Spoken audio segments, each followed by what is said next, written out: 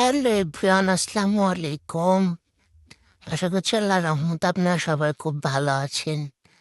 আমিও আল্লাহর রহমতে ভালো আছি। আজকে গিয়েছিলাম আমি, আপু আর বাবু মিলে ডক্টর দেখাইতে। আমি ডক্টর দেখাইছি, ওদের ডাক্তার দেখানো হয়েছে। দেন আমরা দুজন একসাথে হয়ে তারপরে ভাবলাম যেহেতু আসছি, দুপুর টাইম ছিল, অনেক রোদ গরম, তাও ফুচকা খাইতে ইচ্ছা করতেছে। তাই আপনাকে বললাম যে চল আমরা ফুচকা খাই আসি। এই দুপুরও যাইতে রাজি হইতেছিল না, তো আমি জোর করে নিয়ে যাইতেছি। আর আমি যে দোকানের ফুচকা, আমি একটা দোকানের ফুচকা খাই, অন্য দোকানের ফুচকা ভালো লাগে না। সেটা আবার একটু দূরে। তারপরে গেলাম, তো রিক্সা থেকে নামছি। সে এখন হাঁটবে না, মানে তাকে কোলে নাও, সে হাঁটবেই না। দেন ভিতরে ঢুকলাম, তারপরে তাও সেখানে বলবে না। দাঁড়ায় আছি, চারপাশ দেখতেছি কি কোথায়, এইভাবে তাকাতাকি করে। মেনু কার্ডটা দেবে তাও না, ওইটা নিয়ে খেলবে। পাগল একটা। কতবার বললাম মাম্মা একটু তাকাও তাকাও, তাকাবে না।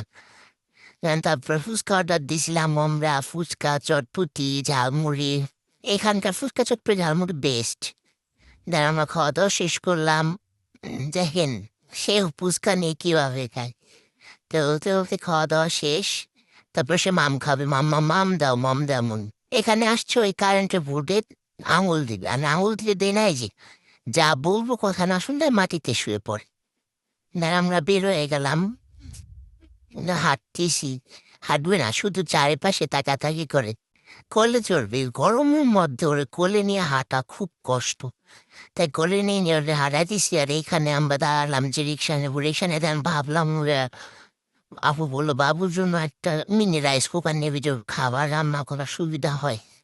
দেন আমরা একটা দোকানে গেলাম, একটা দোকানে গেছি গরম ঘোরাঘুরি করে নিয়ে, তাই এই রাইস কুকারটা পছন্দ হয়।